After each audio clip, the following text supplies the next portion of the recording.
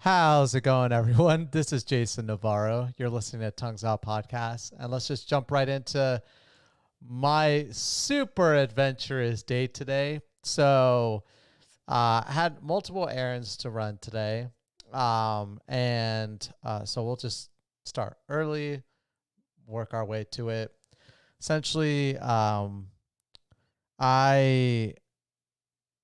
I'm I don't know how to even talk about this, but I'm fairly skinned, not dark skinned. I have like moles, and a lot of people have moles all around their body, right? So they have moles everywhere. I have a couple here on my face, just as a description. I have like one right there on my arm, and things of that nature. Well, I don't know why I'm just always so extra cautious about moles and where they are. Every time I go to a dermatologist, they're always like, "No, don't worry about that." And But I was showing her one on my chest region right here. It kind of hurts actually because I'll get into it in a second. But um, I don't know. You overthink things sometimes, and moles do generally grow as you age. This wasn't like a big mole by any means. Even a dermatologist this is a really small mole. But to me, it just seemed like it was getting bigger. I wasn't irregular in shape. It just was dark. And from what my dermatologist was telling me was that, why don't we just cut that out, send it in for a biopsy and get it tested anyways? Well, I've been pushing off this dermatologist appointment because of COVID. I was told that about 7 months ago, 8 months ago. And in the course of that whole time period, because I had some bad eczema on my hands from washing my hands all the time. And so I went in originally for that, but then, being in front of a dermatologist, I wanted to just ask skin questions in general because they're the skin expert. And the office I go to is a really great office. They're really awesome. Side note, I have absolutely no idea why doctors' offices, hospitals, and all medical offices in general do not use the system that this office uses. Like essentially, you check in online the day of, and then on that day, you essentially put all the questionnaires online. And you just fill it in. All's protected. It's on an encrypted website. Oh, like when you first go in, they asked me certain questions based off of like what I had registered under the doctor's address. So, what street address is your street address? And there's like a list of different random street addresses. You pick the right one, and then it unlocks it and goes into your profile. You have to put in like your phone number. You have to choose like which number is your phone number. So it does that with your number and your address. And essentially you go and you fill out your all your information online, which I don't have to go into a doctor's office feeling like I need to sign in, touch anything or whatever. I just walk in, say, "Hey, I have my appointment. This is me." They check the computer. "Okay, thank you for checking in online. Thank you very much." You sit down, wait, get called, boom, see a dermatologist. Great. I don't know why. And I don't go to too many doctor's visits anyways. I only have a PCP and this dermatologist. I have gone to hospitals before just because I've led a reckless lifestyle when I was younger. But honestly, I've never been anywhere where they have like such a streamlined system. It really is super simple. And I don't understand why most doctors don't do it. I don't know if it's expensive for that system, but I'm assuming doctors already make a majority of their worth from insurance companies, unless people come out of pocket. But that I don't know. Anyways, so I go in, we address the dermatology or the eczema. I'm told to just, if I can minimize the frequency of washing my hands, that would be great. Obviously COVID's a thing, and I'm super anal about keeping everything clean. So she was like, "Well, if you're not going to do that every single time you wash your hands, just make sure to apply lotion. Like always apply lotion right after you wash your hands." And so I've been doing that, and it disappeared. And so I've been using CeraVe, which is a very popular brand for lotions and just skincare in general, skincare products. But then I was in front of her and I was like, why don't I just start asking you questions about every single mole on my body? And so I have a few. I have one like on the back of my leg, the one on my chest, but the one on my chest was probably like the one she was like, "Oh, it's dark. Why don't we cut that out? We'll send it in." And so today I had that biopsy finally done. They numb the region, and essentially what they do is they cut out the whole mole from your chest. I showered later on after the visit, and you're not supposed to get the region wet, but it was hard to like bathe without water falling on me somewhere. So the bandage got a little wet. So I removed it and put a new bandage, and it just looks really weird. That's my second mole I've ever had removed in my life. Oh, ow. And like, depending on how I move, it's a deep hole. It's not a deep hole, but it's a hole.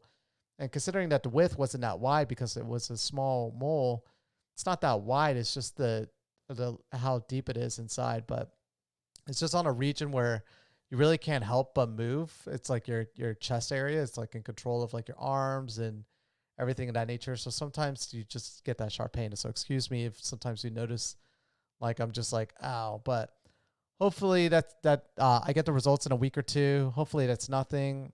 If it is something, hopefully it's not something crazy. And so we'll wait out on that. But I have had a family history of cancer. My mom survived breast cancer. And so that's, I think, one of the things that always goes through my mind is, and I do want to be very diligent about my health, especially now that I am a father, and I want to live as long as I can so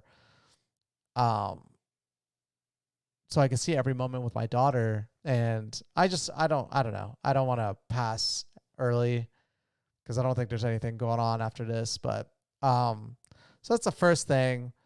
Then later today, so there was a brand new car wash place that opened up like right outside my neighborhood. Like the moment you drive out, it's right there.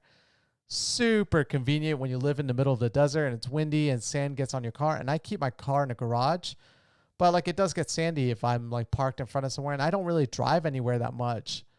But recently I have been having to go out a little bit more often, not to interact with people, but just to do certain errands. And that I can't really discuss at the moment. But essentially, I was like, yeah, let me sign up or let me just go try out this car wash place. And so I went there, and man, they have this system, another super awesome system that I think every car wash business should do. They have, it's a pretty cheap rate.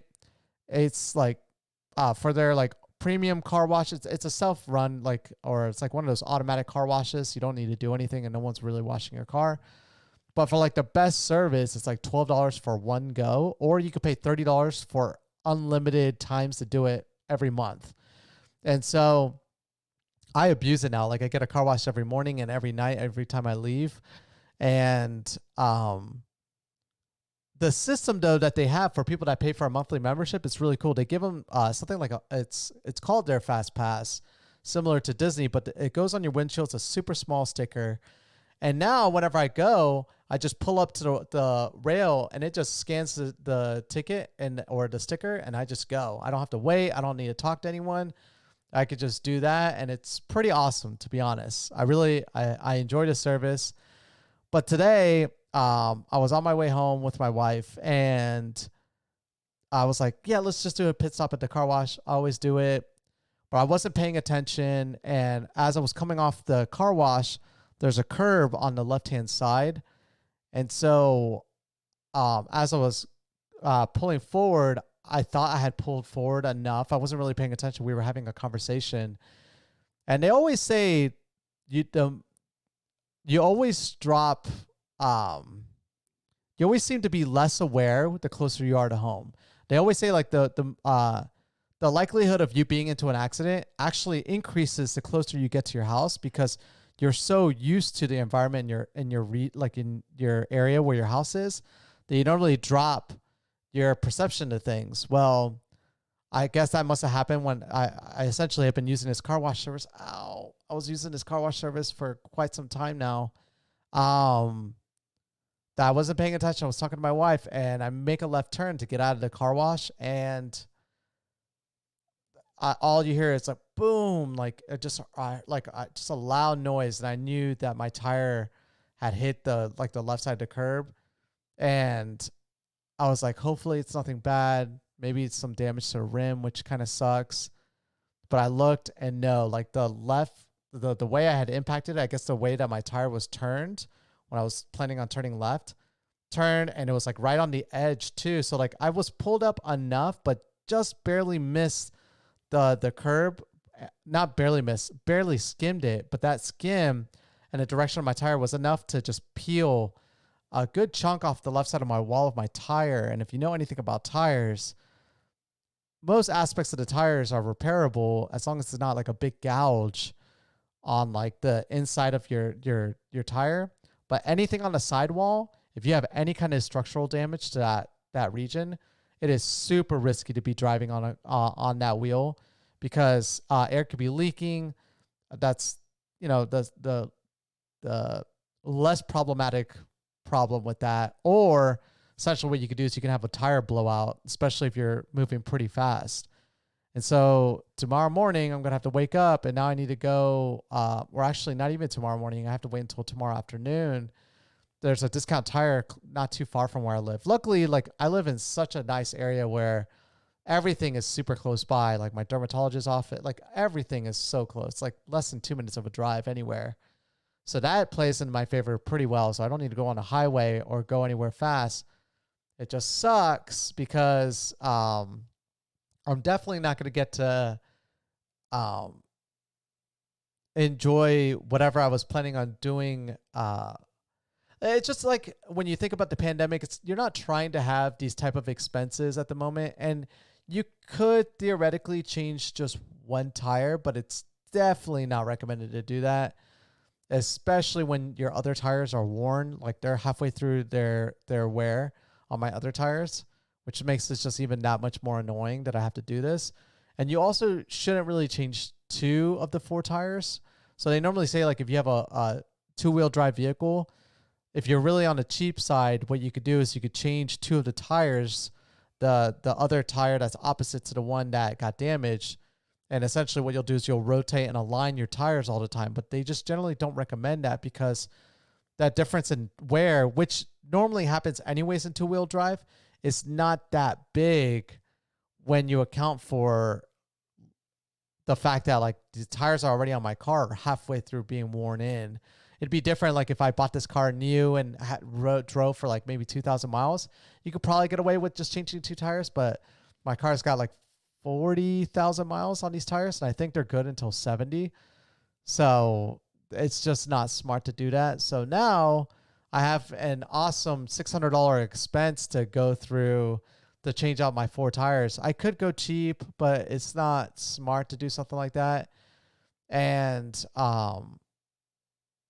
you're like a small part of that is going to installation. It just sucks because, like, this pandemic is not something where you're planning on trying to, blow money on things that you really don't need to be blowing money on. But hey, that's life. That's just the way it is. And so I was telling my wife, I got home super upset. When I looked at the tire, I was just like, yep, I'm going to have to change this. Like, it's like some chunk of the tire is actually like coming off the sidewall. Like, it is not safe to be driving that tire for more than like 5 miles, honestly, if that. But luckily, I'm going to be driving slow and I'm not too far away from the tire place. But yeah, it's a drag, to be honest. I have to go through something like that. And but I was telling my wife, I could sit here and be upset, and I was for a bit, but I just thought about it more, and I was this was bound to happen eventually. I was bound to make this mistake coming out of this car wash. It's just, I'm always going to it now, and I know that once the pandemic ends, I'm going to be going to it more often. So yeah, and you know what? Whatever. I get tires new or get new tires earlier than expected. So whatever. But yeah, that's been my day. So essentially, mole cutout biopsy and pretty much destroying my tires at a new car wash I've been having fun going to all the time in recent times. But on another note, this is kind of cool. You probably saw this hanging out over here on my laptop. But my company, so I remember I was telling you guys I got a bio done, or not I got a bio done.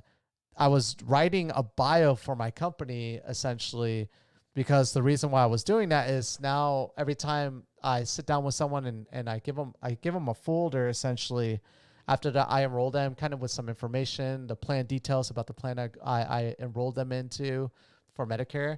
But then I put one of these in there too now. It's like a little bio about me, which is kind of cool. They did a really good job. They edited a lot of the work that I put in. Um, but yeah, it's essentially it says Jason Navarro, licensed insurance agent. Jason Navarro is a licensed insurance agent for the Medicare store. Jason grew up in a small retirement beach town called New Smart Beach, Florida. He briefly lived in Orlando, Florida before moving to Colombia for 2 years to be closer to his mother's family and to try something new. In Colombia, he met his wife, Catherine, and moved back to the United States together. Jason and Catherine settled in Las Vegas in 2015, and they are happy to call Southern Nevada their home. I didn't add any of that last couple sentences. I mean, I wrote that, but that last part, I did not write that, but it works. Jason worked in so there's I guess a team that kind of goes in, proofreads, and then edits out the work, which I thought was pretty cool. Jason worked in the communication, sales, and marketing fields for more than 10 years before joining the Medicare store team. Jason worked in the hospitality industry for years as well. One of Jason's favorite positions was when he traveled all over the United States as a life coach. He worked with individuals struggling with communication and having a difficult time developing relationships. Jason chose to join the Medicare store team. Sorry, I'm talking weird because I feel like if I emphasize a certain part, my chest is going to hurt. When he dealt with insurance issues of his own, he realized that the importance of having great insurance coverage when his daughter was born and while navigating being a parent for years, or I don't know why they put 4 years, actually. I need to let them know that my daughter's not even a year old yet, but Jason firmly believes that everyone deserves to understand their specific needs and their insurance coverage. When Jason isn't helping people with their Medicare insurance, I can't believe I wrote this in there, but I thought they were going to remove this out of the bio.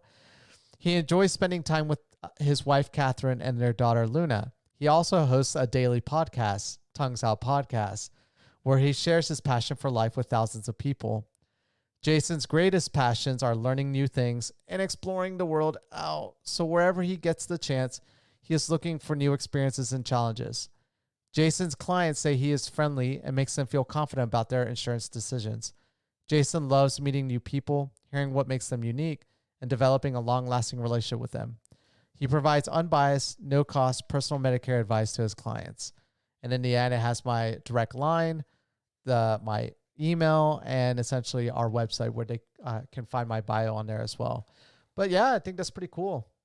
I really haven't, maybe I've had a bio with one other company I've worked for, but it took me time really to write this bio, and then it took them time to proofread it and edit it as well. But it came out great, and it's kind of cool to be able to give every one of my clients a little story about me, essentially.